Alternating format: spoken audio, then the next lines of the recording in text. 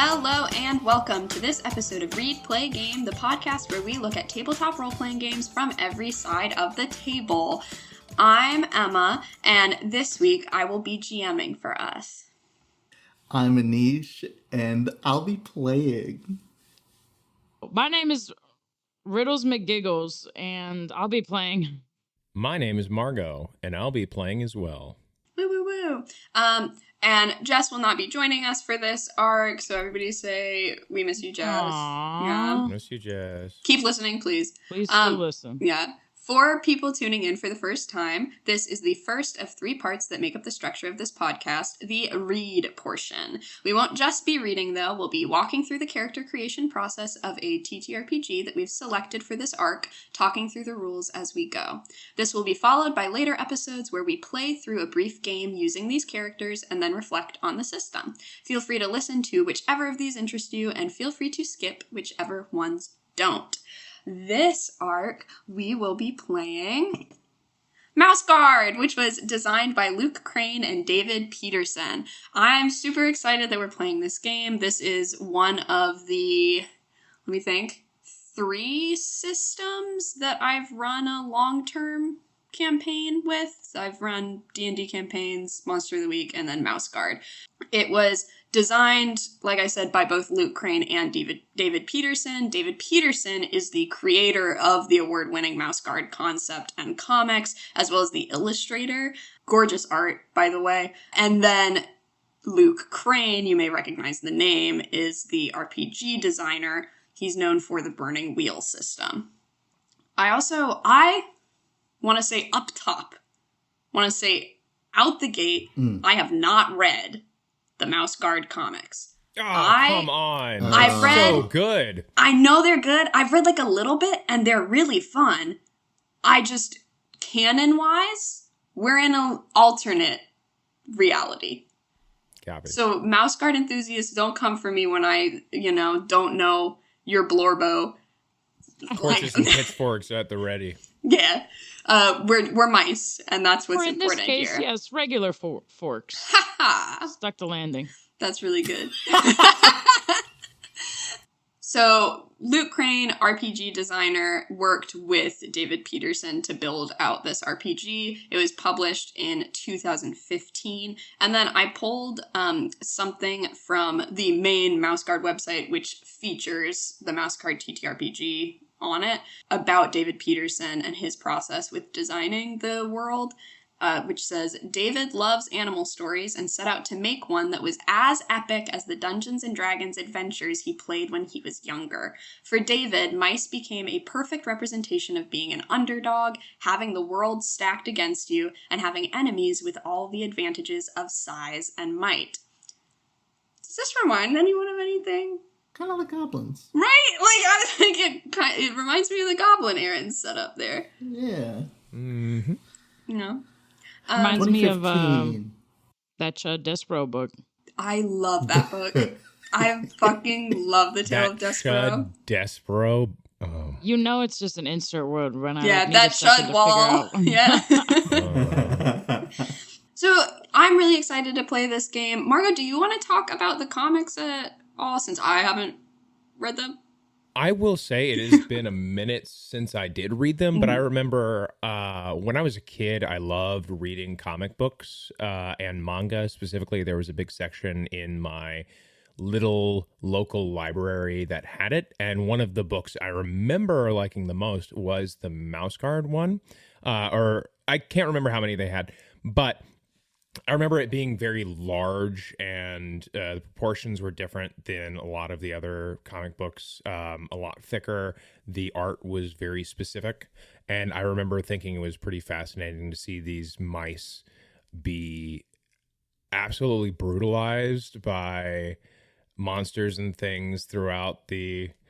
sorry, I got distracted by Niche. Sorry.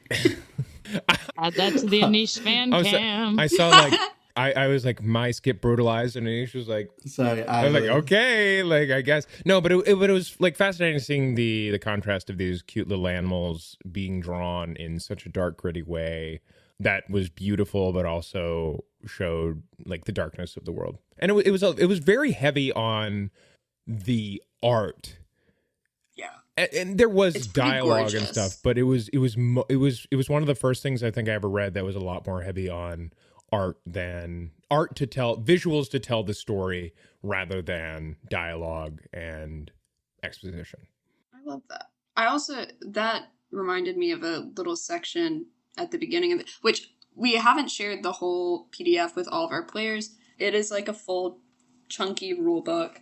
I've pulled some of the important stuff. It's also, David Peterson's whole world. So there's a lot in here that's just lore about the Mouseguard universe or the mice territories. We're in year 1150. I don't know what that means, but we're in year 1150. And I can tell you a little bit about the background, but we'll kind of save that for the play. But I like this when they were writing and designing the game, they tried to take inspiration and cues directly from the Mouseguard comics. They are two different mediums, but in the rules for this game, I pretend that the comics are a game. I imagine the characters are controlled by players. This way, the action in the comics stands as a great example of how you can play the game. So, they tried to extrapolate what the gameplay might have been by reading the comics again. How do we create the feeling of that, of, these sweeping shared actions, this kind of core team, because you're gonna be a little team of mice against a much bigger and scarier world. This is not a situation where we're dealing with humans, just so you know. That's a big distinction. This isn't Tale of Despero where we're in a castle. We're in the wilderness, and the mice have little buildings that they've built out of trees and rocks and such, and our enemies are beasts.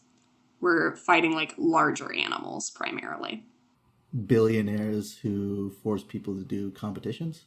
No. And that is a very important distinction. Mr. That's funny. But I do want to get that. So the animals that we are fighting, think of them as D&D monsters, not like what's the game we play? Wanderhome. Big cats and I was just about to ask, compare, contrast it to Wanderhome, because is this what, for our avid, longtime listeners, Pip could have been coming from? Wow.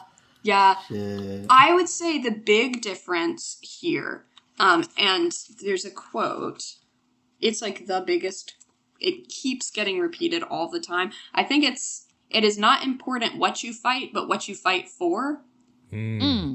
So our mice are fighting, and there is violence in this game. The world is dark and scary, and we're taking care of each other.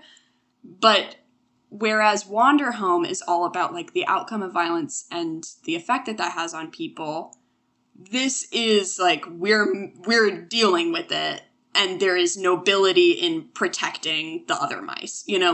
Our mice should be pure-hearted, good-intentioned, even in the violence that they're committing, because we're fighting monsters, essentially. It's very Knights of the Round Table. The round table is a tiny Ritz cracker. Aristocats. Aristocats. Yeah, that thing looks so fucking good. Our mice also wear clothes and have complex societies. In the long-term campaign version of this, which we'll get some hints of, it's a political drama too. We're fighting monsters, but this is a fully fleshed out country. Every town has a different political system. There's a lot going on. So I do want to prepare us for we will be in a larger world than our story is. We will be a small part of this world. So some of the stuff that we will feature is we should report that back to the guard, not we need right now to run this down and figure it out. With that in mind, y'all want to learn how we actually play this game? Yes, please. Yay! Swag. Yes, Commander. This is a D6 system. I have the box set for Mouseguard, so it came with fun specific dice that have little symbols on them. But what it is 1 through 3 is snakes, that's failures, and then the other ones are swords, and there's one axe. There's one axe. So swords, mixed success type system. Kind of, but no. The axes come in handy in very specific situations. Swords and axes are successes. It's a margin of success game, so you'll be rolling a lot of dice and then hoping that more of them are between 4 and 6. You know, you want to roll high on a lot of dice. All set obstacle levels, if like you're trying to get 3 successes and then you're trying to hit that on the dice you're rolling. Yes. What do they call the game master in this game? I think just game master. So let me check. Not the big cheese?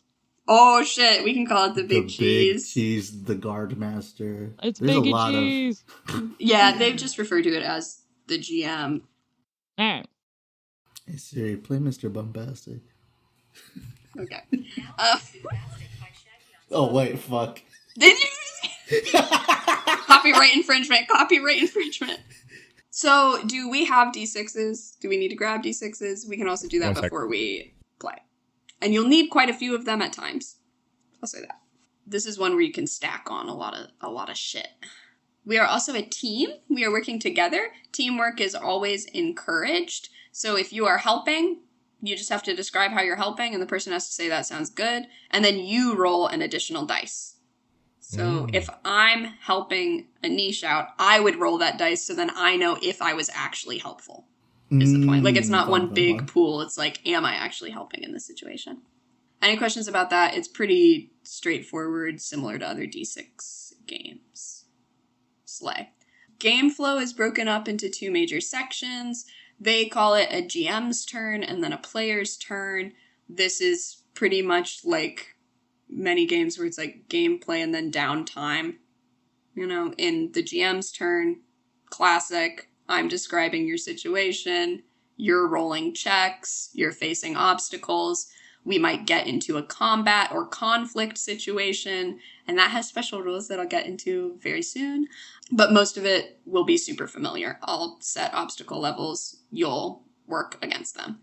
And then in the player's turn, that's downtime. You'll be gathering up points to spend in the player's turn to, like, investigate things, see friends and family, do whatever you want. You know, all those downtime activities. Any questions about that?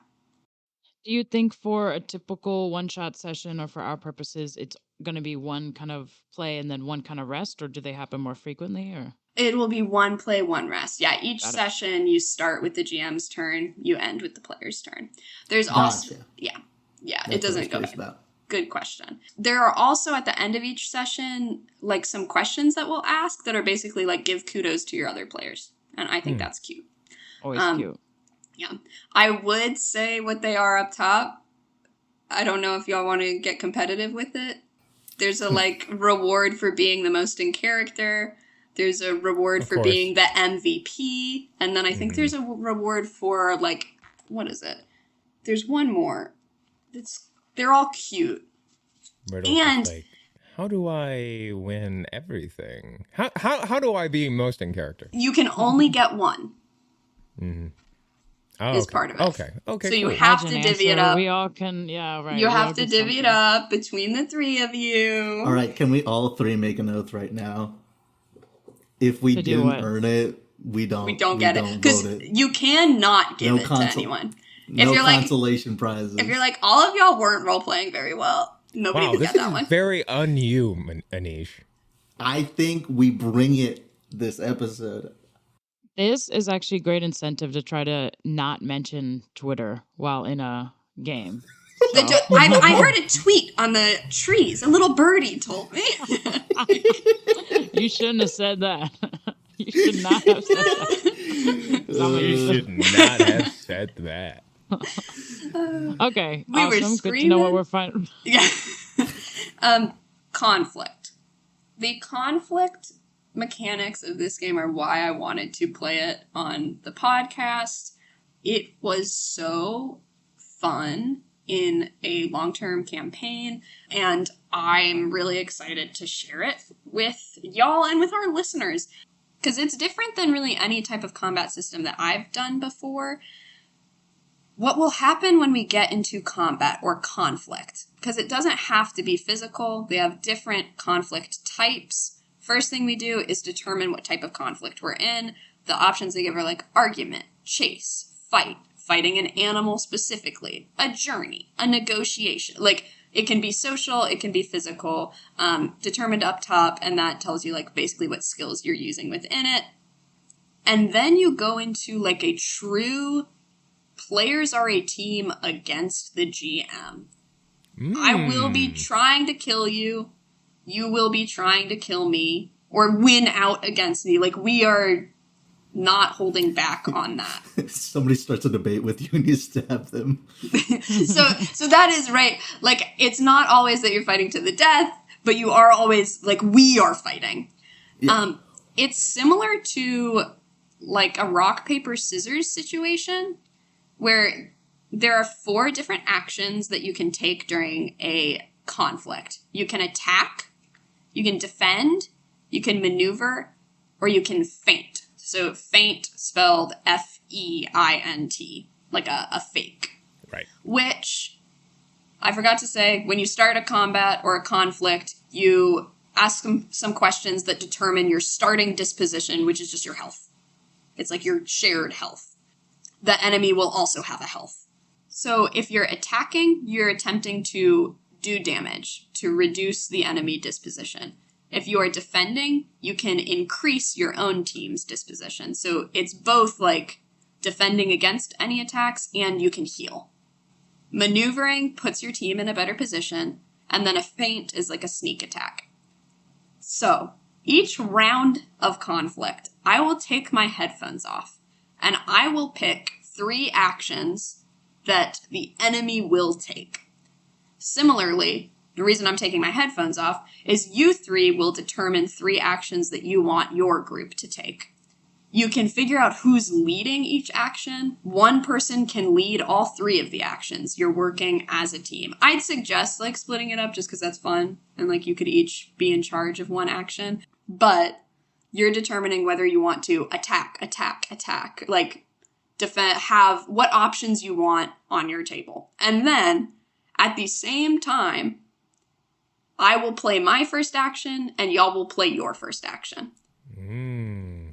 So, for example, if we both attack, we are both doing damage to each other. If I attack and you defend, then it's less likely that you're taking damage, right? Like, there's this, like, luck and reading the other party element to it of, like, what do I think they'll be doing? Rock, paper, scissors. Yeah, rock, paper, scissors. One. Yeah. Which, the feint is a sneak attack. It is ideal against a defense roll. If your enemy does a defense and you feint, you ignore that they're defending and just do damage to them. However, if you feint and your enemy attacks, you get a lot of damage and you don't do any damage to them. So it's like a higher risk, high reward situation. So very much like a... Emma, I know you're going to play feint this turn, so I'm going to attack. Exactly. And I will say, my plan is to take my headphones off. Usually what I've done in in-person games is literally gone into a different room to plan my 3 things. I have a really good picture of the long-term campaign that I played with Mouseguard. Was with Jess and then Sam Bible Sullivan, who has been on the podcast, and Amelia, his lovely wife. And I have a fantastic picture of the 3 of them. Like, Amelia's, like, staring at me out of the corner of her eyes as they're, like, huddled together trying to figure out what to do. It was really, really fun. But yeah, we can also play mind games before I take my headphones off. Yeah. You know, like, if y'all want to be like, we're attacking 3 times... I can give a moment for you to communicate something to me before I, take my headphones off. So there's no real, like, initiative order in which we do things, but are each of these actions related to a character? Yes. So when you figure out which 3 actions you want to take, you'll give them to each person. This should be pretty easy to determine just based on the stuff you have. If we're in a fight, you want someone who has a skill in fighter to be doing the attacking. Or if someone has a shield, they'll be your kind of default defender. Like, one of you has, I think it's your character, Niche, has a hook and line. Yeah. that is helpful when you're maneuvering. Yeah, so like you might be the default maneuverer. And then similar to any other roles, you can help each other out. It's just like who's holding the card essentially and being like, I play maneuver. Yeah. I play Pot of Greed. Right. And draw 3 cards.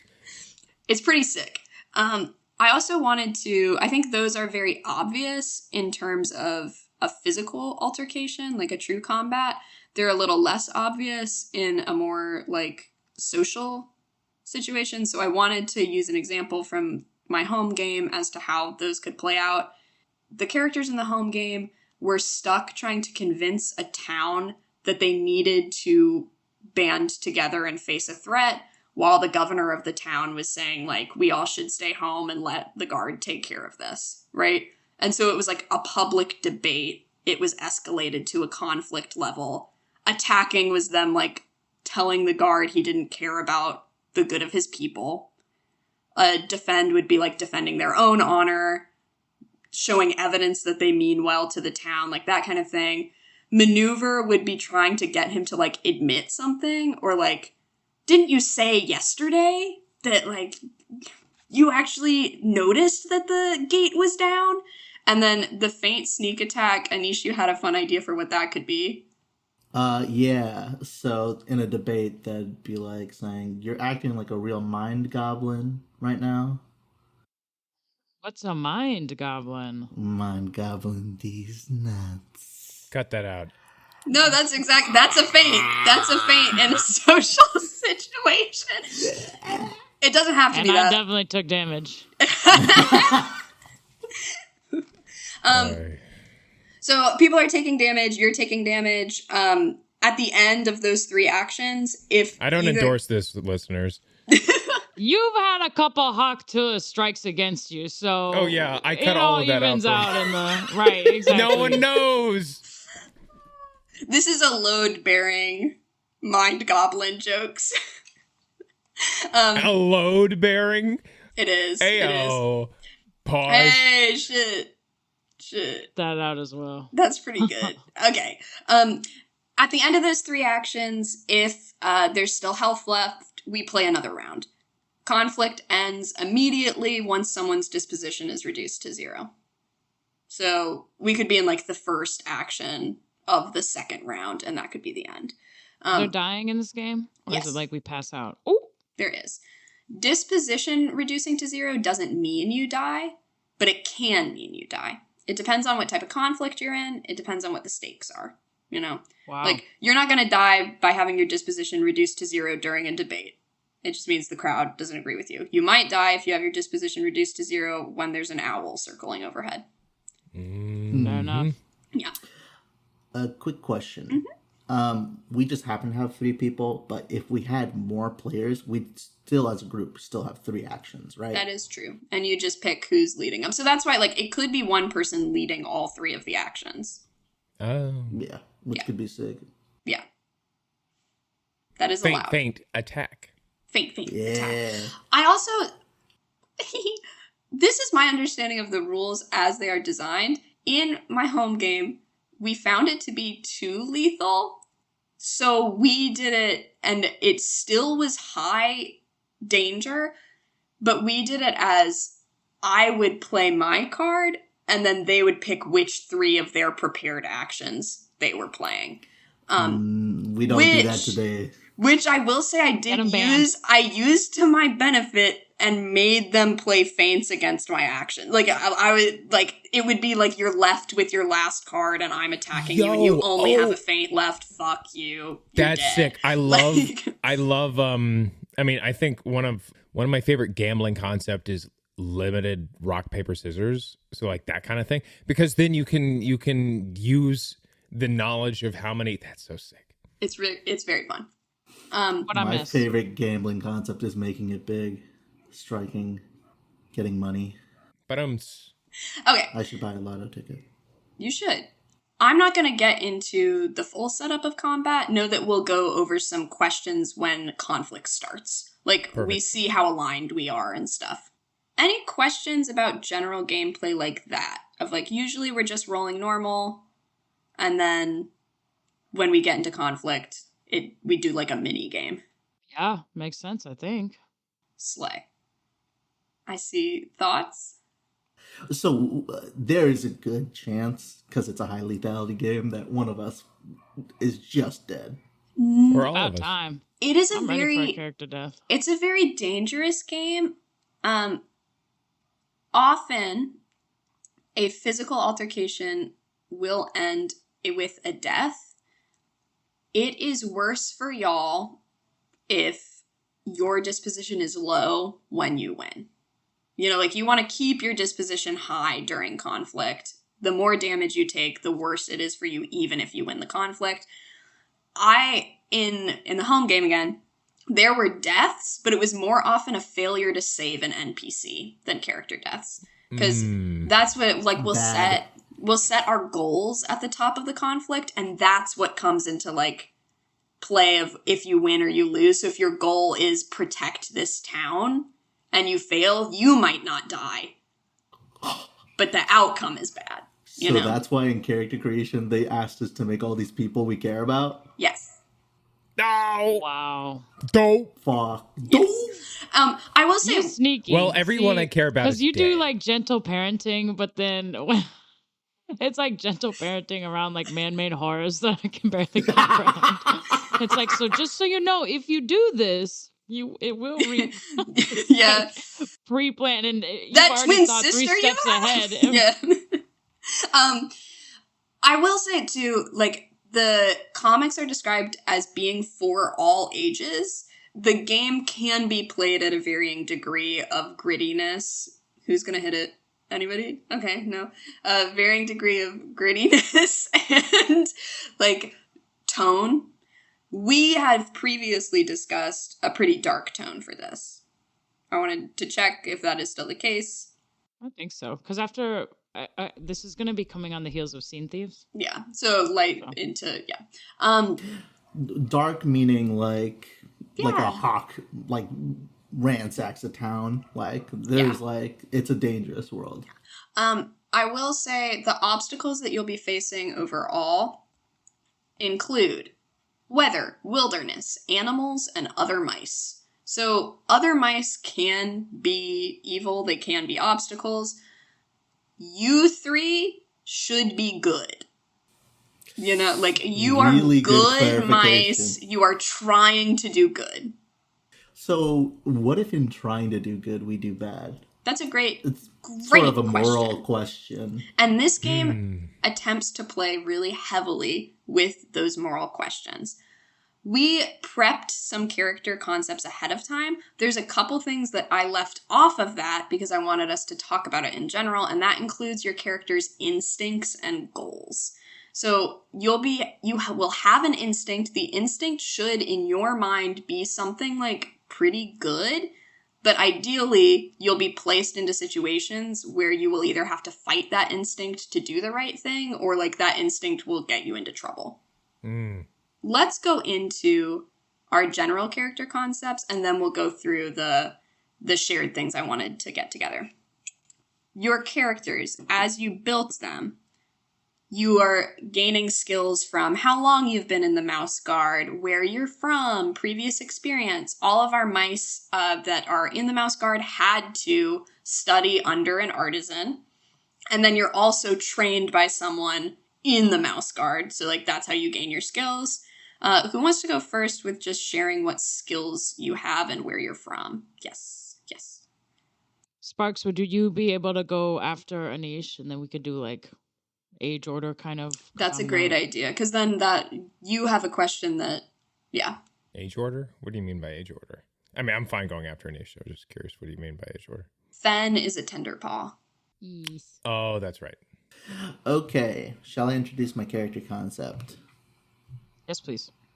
I will be playing a little mouse named Pumpernickel this week. I grew up in the town of Ivydale, renowned for their bakers and bread. The concept I'm going for is, for all intents and purposes, like a cook/healer on the battlefield. My guard rank is patrol guard. I'm higher up. I'm 27 years old. We all have one friend. My abilities, I have a will 5 and health 4. The skills I start off with as a patrol guard are start off with cook 2, fighter 3, hunter 3, scout 2, healer 2, pathfinder 2, survivalist 2, weather watcher 2. So lots and lots of traits. Skills. Traits are different. Traits are different. Do you want me to explain the difference between skills and traits? Please. Skills are learned things, so things that you've learned as your training or being part of the Mouseguard or from your parents. Traits are things mostly that either you've been born with or are like personality traits. So not skills that you can increase or decrease. It's like parts of yourself that you can utilize or stifle. So traits can be literal physical things like long tail. I think big ears is one, like that can be helpful in a situation, or they can be personality things like brave, calm, bitter are traits that you can have. Awesome. So beyond that, the only trait I get is from my background and where I come from, Ivydale. I've chosen the trait hard worker, and it also gives me the skill to be a baker. Yeah, that's right. We're making bread. I can talk a little bit about my family and stuff and kind of like loose concepts. May I? I didn't give y'all the full descriptions of the towns because they're long, but I could read the Ivydale description right now and then read everybody's hometown. So the reason that you have hardworking from growing up in Ivydale is because Ivydale is a very hardworking town that harvests most of the grain in the territories. All of Ivydale's residents, young or old, sit and separate husks from grain during harvest time. So everyone in the town is called in. You have to be hardworking because you have been doing that ever since you were a little kid. The location of Ivydale is in a shallow, ivy-choked valley. The town is made up of several small settlements hidden away in trees and rocky outcroppings. 4 trees house most of the lodgings. For water, Ivydale relies on rain collection and a well inside the base of one of the trees. Its size as a town. The government is that Ivydale has an elected governor who oversees all the trading with other cities and a magistrate who handles internal disputes and labor quotas. And then you're importing various household goods and tools, exporting grain. So it is a farm town. Oh, we're making bread. My family, I can talk about. Oh my a little God! bit. And your name's Pumpernickel. Yep. Oh, get ready for what? the family. Yeah, And my damn. family, my parents, they're millers, so they help process the grain. That's their background. My family, I'll just start listing out their names. My dad is Millhouse. My other dad is Granger. Yeah, you heard that right. This character has 2 dads. Hell yeah. During International Women's Month. Yeah, Oh come yeah, on. for sure. I'm not giving y'all any more than I need to. That's quite enough. We're overserved. I have Cut a 'em off. fraternal. I have a fraternal twin sister named Rye. I have a younger brother named Bucky, short for buckwheat. I have a younger sister named Oatly. And my youngest sister... Of the milk. Yeah. and my youngest sister's name is Barley. So, Buckwheat for a brother somehow is so fitting. yeah. And that's little brother Buckwheat. Yes. I can just- Buckwheat. I can just picture the bare feet now. Have y'all seen Yeah. The Good Dinosaur? No. Oh God, yeah, a long time ago. I gotta I've never send y'all. been- I gotta send y'all a clip from it. Continue. Suffice to say, it's a big family. And I apprenticed in this town under a cook. So, fun thing about The Apprentice: keep cook for sure. The apprenticing that you do is actually when you first move to Lockhaven. So, like, people have to keep Lockhaven running, which is where the guard lives, and you, like, help someone out when you first start. Fuck yes, great context. Well, when I came there, all I knew was bread. So I helped the cook there, whose name was Squilliam Peppercorn. Just a real delight. And if you kill Squilliam, I will be throwing hands. Okay, so we Please. should set that at the beginning.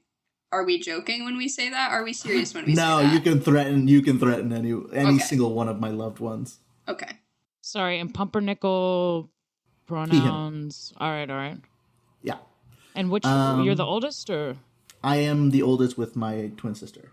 How'd your Gotcha. family feel Right. about the fact that you left the family business behind to join the Mouseguard? I think they're proud. Cool. Yeah, I think that the Mouseguard is popular in Ivydale too. There are some towns that don't like the Mouseguard very much, but the major ones all do. One of the major tasks that the Mouseguard does is helps transport grain, like make sure that food gets to the towns that need it. So it would make sense that your family might be down for that. Incredible. When I was training as a guard mouse, my mentor's name was Radicus. He was a real badass. And he taught me how to hunt in the wild. I wasn't much of a brutal killer, but what I could do to help the squad is, get some food, kind of learn how to hunt on a simple level. Hunter also refers to fighting large beasts. So like fighter versus hunter. Hunter's like you're specialized in fighting beasts. Oh, well, damn. They both can be used for fighting beasts. Hunter's just like, yeah, feel free to fiddle it. I'm fiddling. Who up, fiddling? Hey, Roof. So that's Who funny. up, fiddling? They roof? That's good. Okay. Shit. Shit. It hurt for a second. That was good. It took me. This is how I live. Chad, am I mudded? Am I mudded? Let me talk about my weapons. I don't have good weapons. All I have is a chef's knife. For all intents and purposes, it's a knife for mechanical reasons. And I have a hook and line. It's a fishing hook, but the line is quite big. All of it's quite big. And it seems like you pulled that stuff online, which is A-okay. I also have been pulling the cards of the gear that you've got, so I'll send pictures of the cards to everyone. Ooh, very cool. The next part of character creation is establishing a good friend that can be relied upon. I have a twin. Rye, obviously, will be my choice. And Rye, she's a harvester, so she works back in our hometown doing that. She's taken over kind of the family business. Yeah. Huge. This is a section I really appreciated. The question being, does your mouse have an enemy? If so, give them a name, profession, specialty. The enemy can be from before your time in the guard or from your time in the service. And we are allowed to have the same enemy as another player. Very fun. You can coordinate. I did not coordinate. My enemy's name is Tanksby, hater of fun. He was a fellow patrolman who would bully me when we were training together. He hated my whimsy and love of cooking because, I don't know, I was having fun and being joyous, and I guess he didn't like that. And what sucks now is that, as it stands, he's a very well-regarded patrolman, and people like him. So I am just trying to spread the nickname around Hater to make sure of fun. people... Yeah, he's Being the the hater of nickname. fun. Yeah, Tanksby Hater of Fun is his full name for all intents and purposes, and I just need to spread that message. Incredible.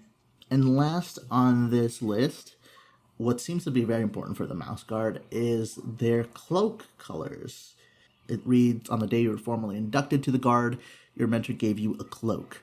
What color is it? And what part of your personality made your mentor decide on that color? With a small note, being that Tenderpaws, the lowest level, they don't have cloaks. I think my mentor Radicus, the badass, gave me a yellow cloak. Will you wear cloaks? Will you wear clothes? Cloaks. Did you wear cloaks? When will you wear clothes? What kind of yellow? Mustard? Yeah, mustard yellow. Kind of like the Mustard on sweatshirt that pumpernickel? you're wearing. Yeah. Radicus, prolific hunter, very deadly. And I was anything but. I don't have that killer instinct.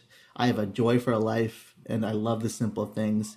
And I think I stand out on a battlefield because of that. So people would love to see me come in.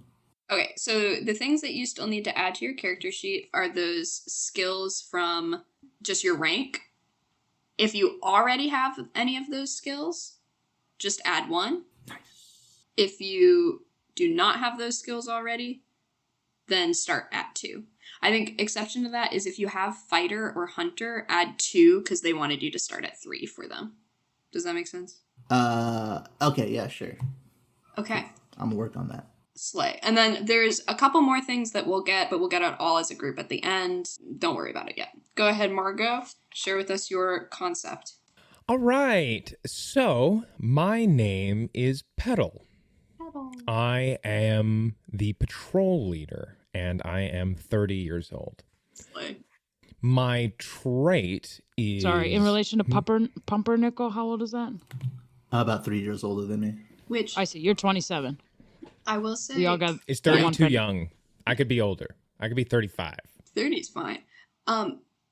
You get an extra trait as patrol leader from your extensive time in the Guard. You've gained a trait that represents a lesson that you have learned.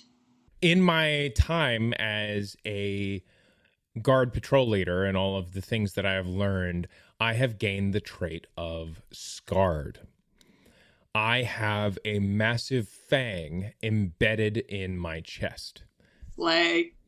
From, and I'll just skip around a little bit, from my enemy, Blackthorn the Snake, a large black mamba. Slay. So your enemy is a beast. Yes. Huge. Literally. Cool. It's massive.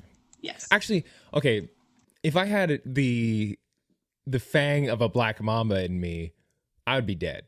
Probably there are like magic elixirs and shit in this. Like there's alchemy and stuff.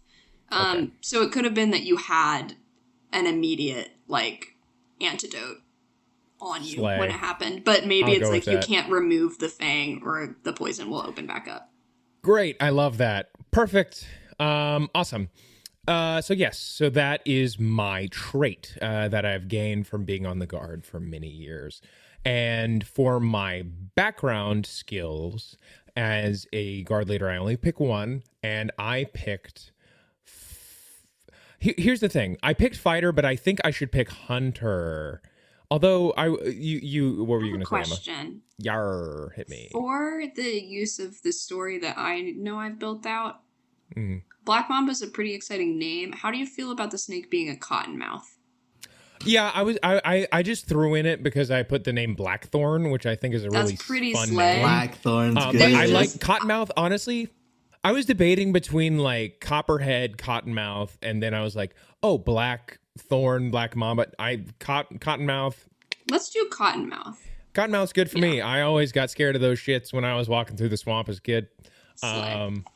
Perfect. It's all coming together. It's all coming together. And I'm going to say skills and background. I feel like knowing... Cotton Eye Joe, you've been gone a long time ago. Where did you come from? Where did you go? Where did you... Okay. We got it. Cotton Eye Joe. We got 20 more minutes for this perfect. section. Yeah. Great. I'm going to go with Hunter because I didn't realize Hunter was... A little bit for more specific hunting, to animals. A little bit more specific. So I'm going to go with Hunter for my skills. And for where I'm from, I am from Lockhaven, the home of the Mouseguard. I have been here my whole life. I'm not a transplant like some other people who, come and ride the subway and yada yada. Just kidding. Which I know you're familiar with Lockhaven. Mm-hmm. Just because it's like the main thing in the comics. But would anyone else like to hear about Lockhaven in general? Yeah. You like, I don't gaff. Me like been just saying Cotton Eye Joe in my head over and over again. This is also where you live as part of the Mouseguard. Home of the okay. Mouseguard, Lockhaven is carved deep into stone. Only the ivy-covered face of Lockhaven is visible from the outside. It is the base of operations for the Guard and is not an open city. While there are Mouse citizens that live there, they are invited guests of the Guard. A full-time armorer is kept on hand at Lockhaven to maintain the armory. Staple foods are stored in abundance to be redistributed and to feed the Guard. It's known for a food called gabcroon, a dense bread filled with seeds, fruits, and nuts. It travels well and stays warm long after baking. Fun also fact about Lockhaven is it's home to a hive of bees. The mice harvest the honey for food and the wax for goods and medicinal purposes, and the apiarists use smoke to charm the bees. And I will say, part of what I did when I made this Google form is I removed options of skills that would sound compelling but would not be at all helpful for our specific story since we're not playing a long campaign. And apiarist was one of them because I was like, that's fun. Yeah, I saw apiarist online and I was like, we're not dealing with bees in this story, so I don't want anyone to have that and then have absolutely nothing to do. Smart. So I'm from Lockhaven, born and raised, and my trait that I picked as being from Lockhaven is generous. And my skill, I didn't really know exactly the difference between these two. What's the difference between weaver and armorer? Yeah. So armorer is building armor specifically. Weaver, and why Lockhaven has a lot of weavers, is cloth goods, specifically the cloaks. Like, Lockhaven produces the cloaks that are really important to the Mouseguard. Okay. I understand now. I think given my family history, I'm going to pick armor. And you mention, I'm going to switch it to armor. And you mention that Lockhaven has an armorer. Well, my family are the smiths that are local to Lockhaven. Notably, my parents, Poppy and Rose, my moms. We got 2 gay dads and we got 2 gay moms. That's crazy. Yeah, if Anish was here, I'd be stunting on him. That's funny. And, he'd think that's so funny and gasp. We should make both of them divorce and marry each other, and then we can have 2 straight. Yeah, exactly. Parents. Exactly what we should do. But yeah, they are the That's Smiths, the real horror. Yeah, they're they're the smiths and armorers of Lockhaven. They raised me in the trade, and I apprenticed under them as a smith as well. And then when I came of age, I wanted to, I was raised around weapons and these kinds of things from a very young age, and I wanted to help defend and protect my home. So I went into the Mouseguard and studied under Briar, a grizzled old mouse veteran who stressed the importance of being an instructor and a survivalist out in the wilderness. And he helped he was a very passionate and positive figure who stressed upon me like how helping inspire those around you is important for being in the Mouseguard. I carry a large halberd and a bow on my back. And then the last 2 things, also Anish, you missed it, I have 2 moms. Holy shit, no way. So you know what we should do? Both of them should divorce and then marry each other and make a straight couple. That's exactly what I said. That's insane.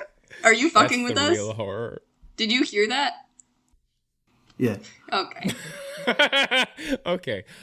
So my good friend I can rely upon is my friend Abigail, the carpenter, who made me a small plant symbol necklace to carry around with me when I'm on patrol. You gay? And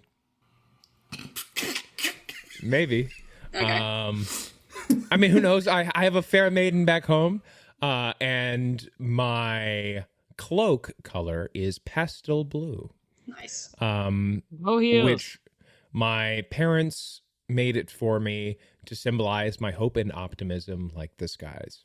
Beautiful. Okay. And we were saying tar. Yeah, I wanted to say Carolina blue, but no one who's a listener would necessarily understand.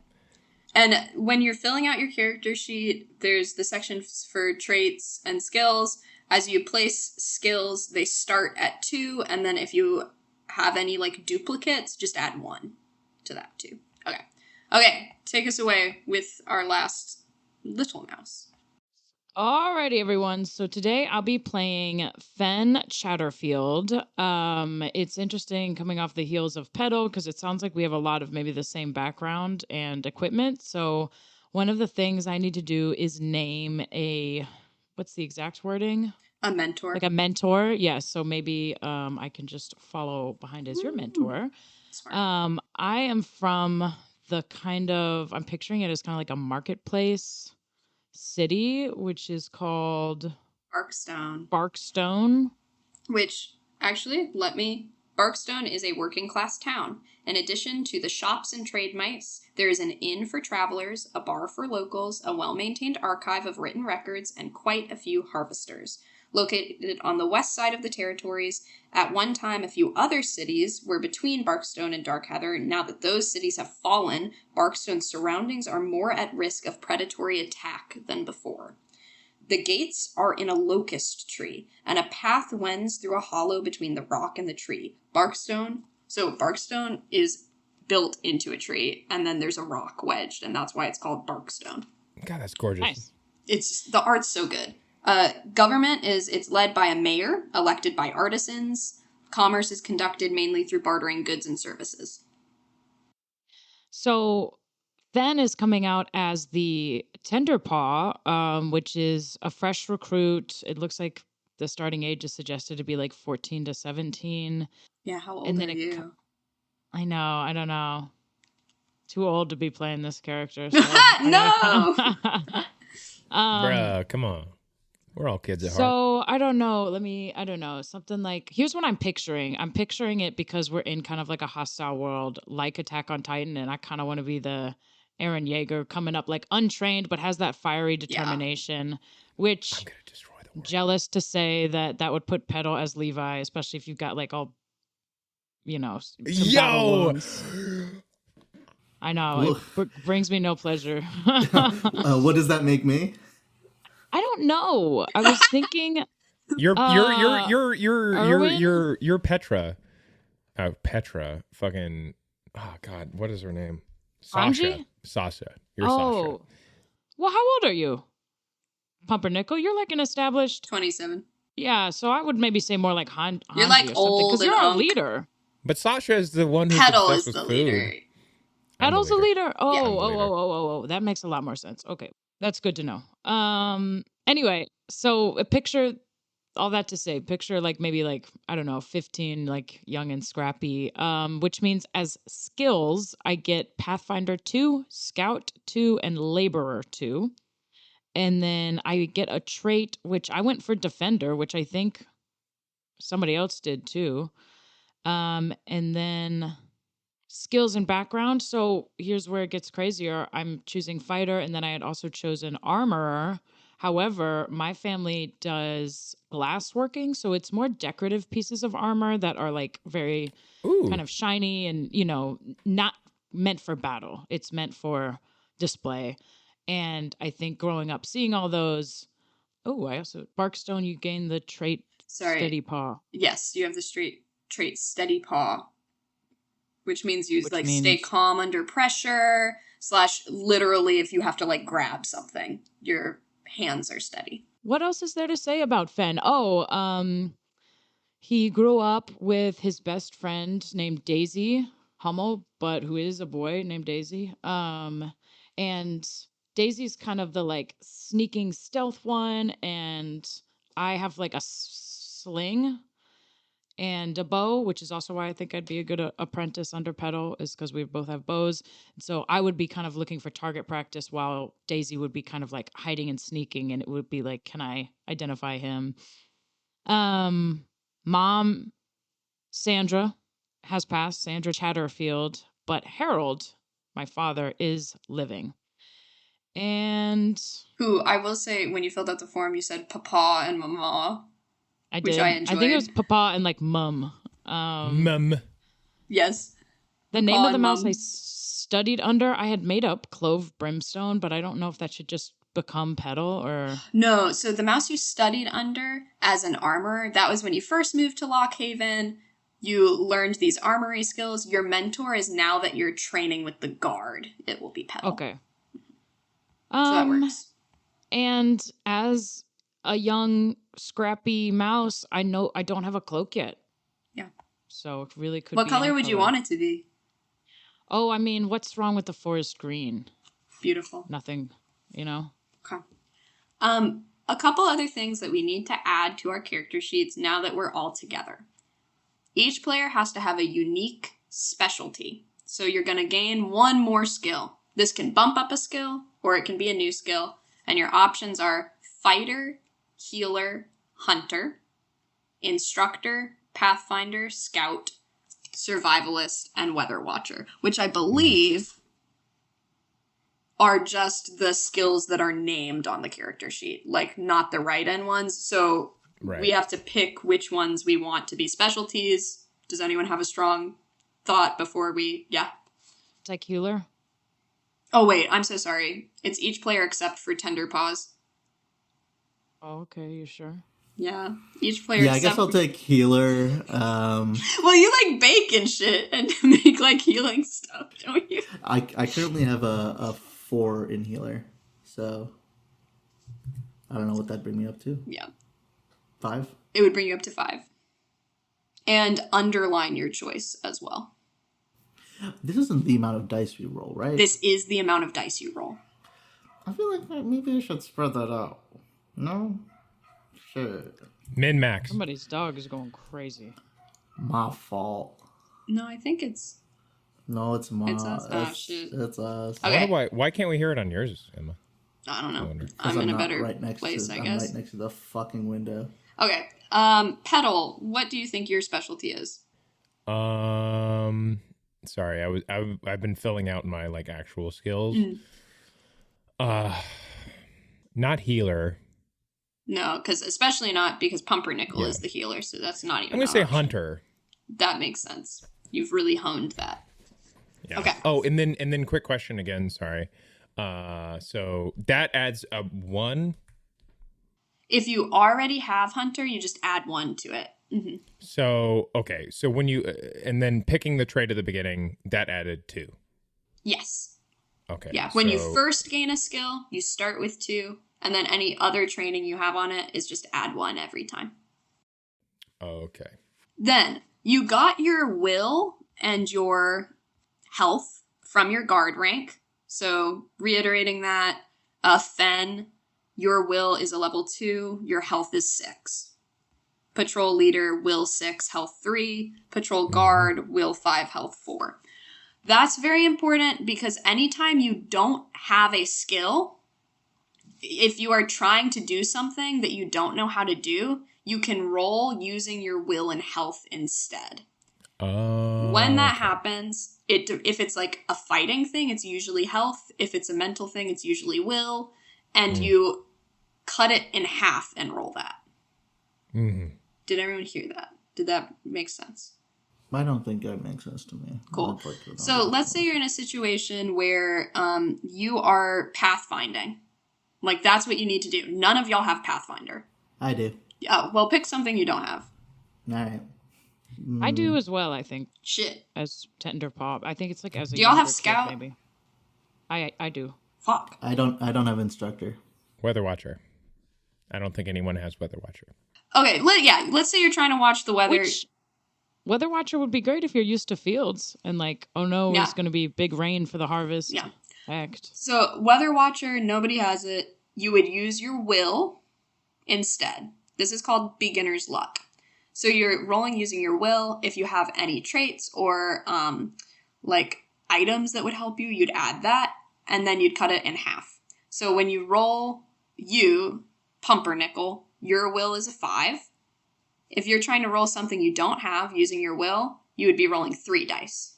So cut it in half, round up. Gotcha. Yes, and you can do that at any time. It's also how you learn new skills. Anytime you try to do that, you like gain 1 test for the skill. And once you've tested a new skill a certain number of times, you gain it. We won't worry too much about that because we're only playing the 1 session, but that's how you improve, is you have to like try new things. The other thing that you need to have is your mouse nature. All characters have a base nature of 3.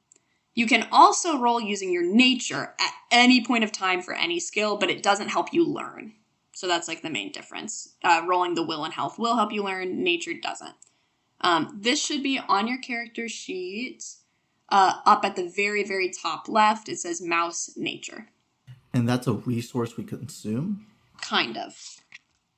That is dangerous to get too high or too low. You start with 3 right in the center, and then things can happen to you that affect your nature. When you say right in the center, what does that mean? It's between 1 and 6. Or 0 and 6. Okay. So, I'm going to ask you some questions, and I want us to answer as a group. Like, each of us answer. Starting with 3. So, note this, that you have 3. Does your mouse save for the winter, even if it means going without something now? Or do you use what you have when you need it? Who thinks that they save for the winter? I do. Okay, and Petal, increase your nature by 1. If you do not save for the winter, which it sounds like, Fen, you don't. My guess is it's something my parents do, but I don't really have a It's concept what of do yet. you do? My guess is no. Cool. Then Like you get it's a to thing, but take. it's like a kid isn't thinking about a savings account. Then you get to take the trait bold, generous, or impetus. What? Tell me impetus. You act quickly, rashly, or impulsively. So like impulsive. I'll do that one. Cool. So add that to your traits. Next question. When confronted, do you stand your ground and fight, or do you run and hide? Run. Fight. What about you, Fen? I'm going to say fight, but I'm going to say Fen probably hasn't taken a beating yet. Cool. If you run and hide, increase your nature by 1. Decrease your starting fighter skill, if you have it, by 1. God damn it. If you do not run, leave fighter and nature as they are. Fuck this. Last question, I think. Yeah, last question. Do you fear owls, weasels, and wolves? Yes. No. I'm going to say no, but I don't think he's seen one. Okay. Fuck. That makes sense. If you fear them, increase your nature by 1. Fuck. If you do not, take either fearless, brave, or scarred. Which, if you already have scarred, take a different one. What do the traits do? I don't think we really described. We haven't yet. I wanted to get through this first, and then I will share what the traits do. Okay. What's the fundamental difference between fearless and brave? It's a great question. So, and this goes into it. When you are using traits, you can use them positively or negatively. You can evoke traits or invoke traits. So it would just be kind of a little bit of flavor there of what's the difference between being foolish when you're brave and being foolish when you're fearless. Right. And when you use it against yourself, that's what you were talking about. Like good things can happen later. Later, yeah. So this gives us more of a chance for good things to happen by having more traits. And then having trait level. I don't know what that means. I'm going fearless. No, nice. You should do scarred. No shade. I already have scarred. Yeah, she already has scarred. Oh, I see. Teacher. You say no shade, but sometimes there's shade. That's why it's funny. I'm trying to find, because I have not had someone who gets that high of nature at first, so I do want to make sure that you haven't just removed yourself from the guard. I have a question. Yeah, what's your question? When I upped my nature, did I decrease anything else? No, not in that one. Only the fighter one. Shit. I also, talking about high scores, my hunter is at 7. Oh my god. I'm min-maxing this bitch. So, now that we've talked about nature and we've built our nature numbers, nature stands for the mouse's natural qualities and tendencies. It represents what you were born to do, helps you survive in the wild and cruel world. So this is how you are as a mouse, not as a mouse in society, if that makes sense. Just a wild beast. Yes, you have more wild inclinations. You will run from predators, you will hide, you will scurry, that kind of stuff. If you are in game, escaping, climbing, hiding, or foraging, you can use your nature as your skill roll. Anytime that you're doing something normal as a mouse. If you are... Yeah, and then you can at any time roll your nature instead of something, but it does tax your nature. It brings it down. Okay, so I have a nature of 6. Which, if you get a nature above 7... That means you just go feral and run away? If nature advances to 7 and remains at that rating at the end of your current session, the character has become too mouse-like. He's too settled and cautious for adventure. To represent this, one of his traits is changed to something like settled, old fur, and skittish. So, you become too scared to be in the Mouseguard. And that's fitting. Yeah. If you're As an old 27-year-old. If your nature drops to 0, right, you're in trouble. Your character goes a little crazy. You start to see the world differently and you don't want to be in the guard anymore. So if you go too high or too low, you can't play anymore. Okay. I think there's one more thing that's...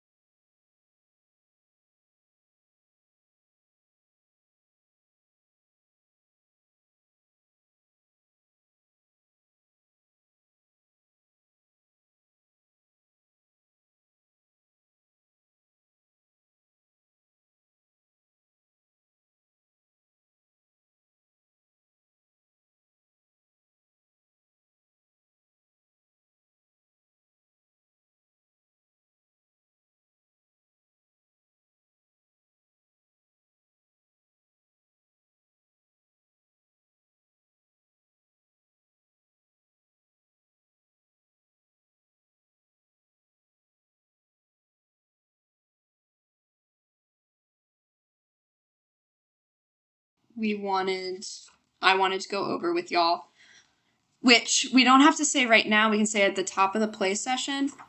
You have things called wises. Tenderpaw, you have 1. Patrol guard, you have 2. Patrol leader, you have 3. And the list is like 4 pages and you can make up your own. So just pick something you're like generally well versed in. Options are like coast wise, cold rain wise, night wise, open ground wise. It can also be your hometown.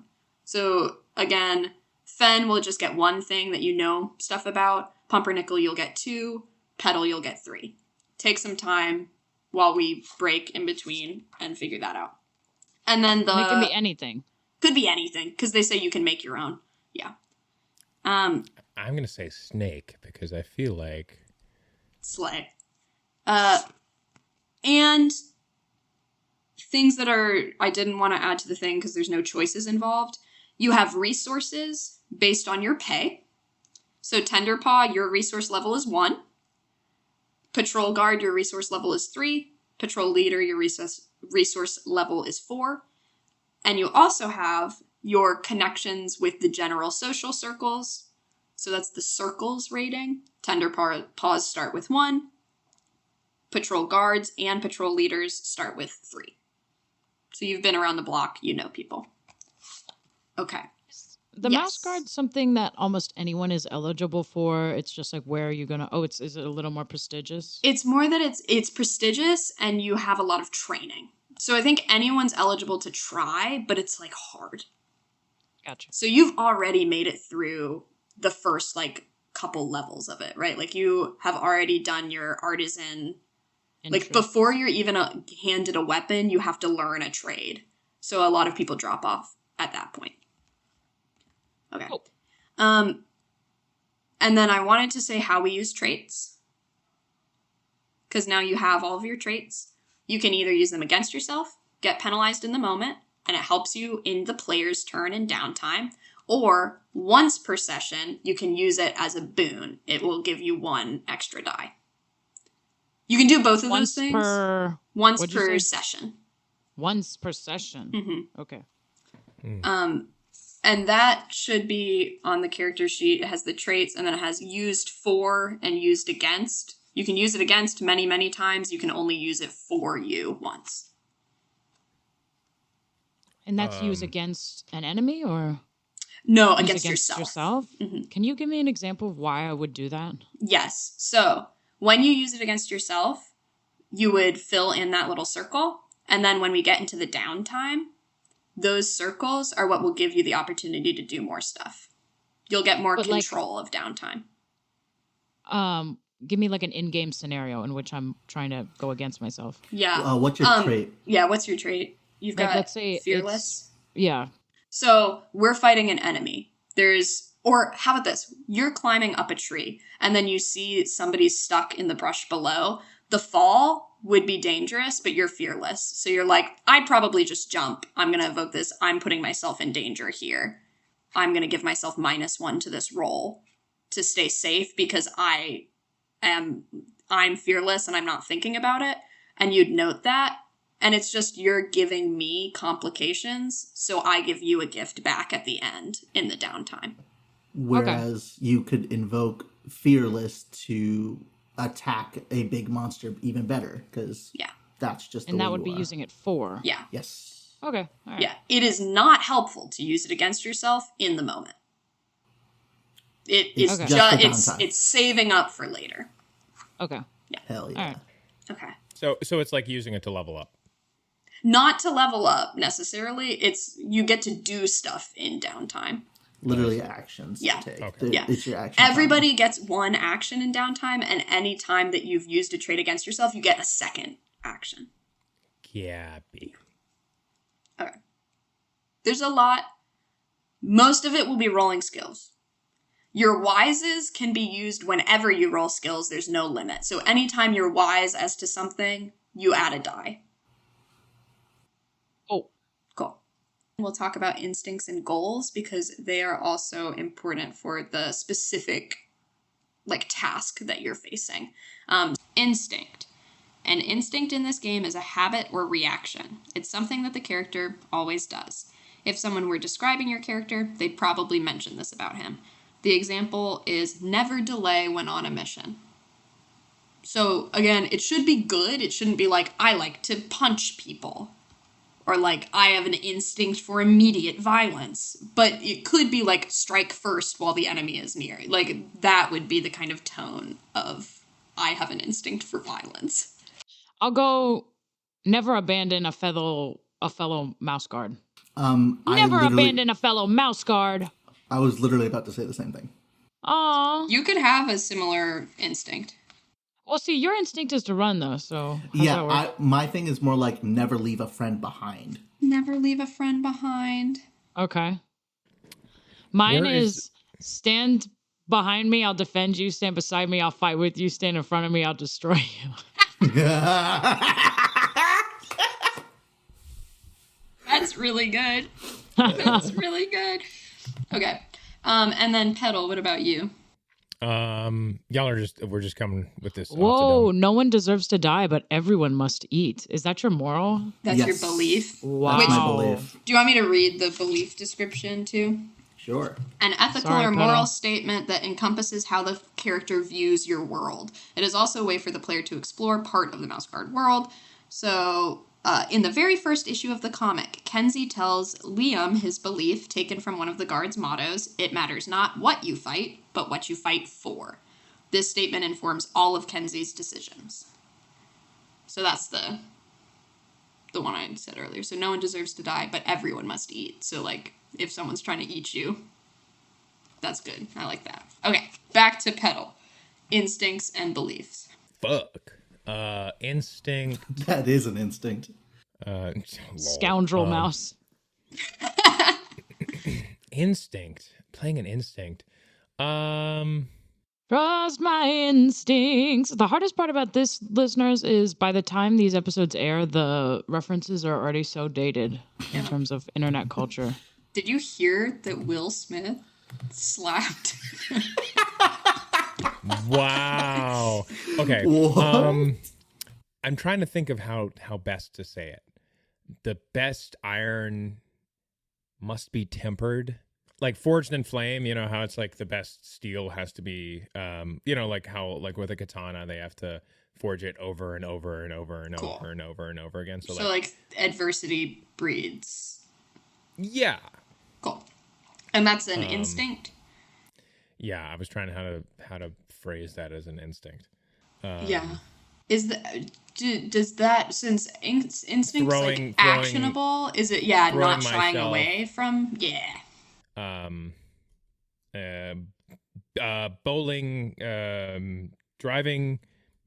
diving head first into conflict.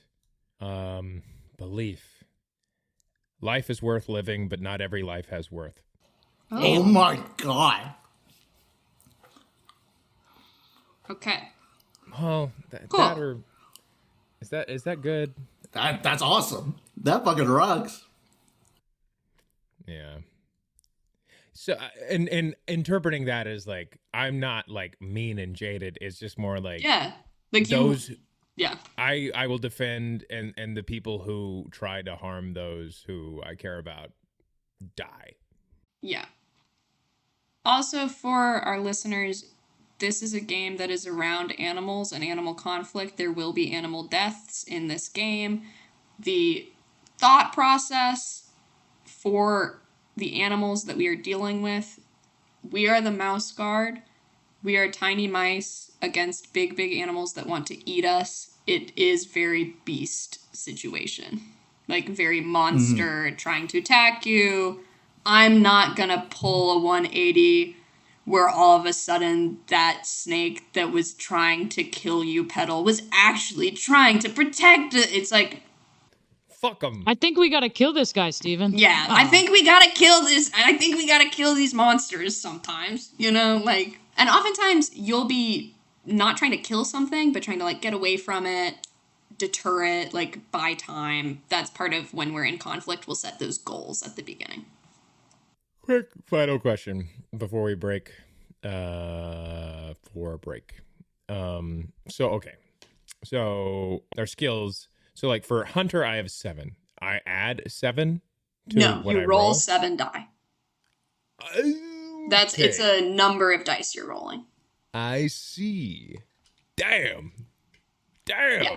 Fuck. Your enemies will be rolling a lot of die. And if you, okay, I see. And if you don't have, like, for example, I don't have anything in healer, I just roll 0? No. When you don't have anything, you use your will or your health.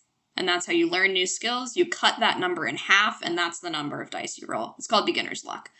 Most of the time, you should be focusing on your skills. When you want to do something that you don't have a skill for, we'll revisit the beginner's luck rules. Okay. So, like, if I wanted to roll for healer, I would cut my will to 3 because it's 6 and roll 3 die? Yes. Cool. Okay. Thank you so much for listening to this podcast. If you're enjoying what you're hearing, please leave us a review wherever you listen. 5 stars, please. Only 5 stars. Only 5 stars, please. And you can follow us on Instagram, on Twitter. You can find us on Acast, TikTok. And check out our Patreon if you're interested in some video content and some behind-the-scenes stuff. We got it for you there.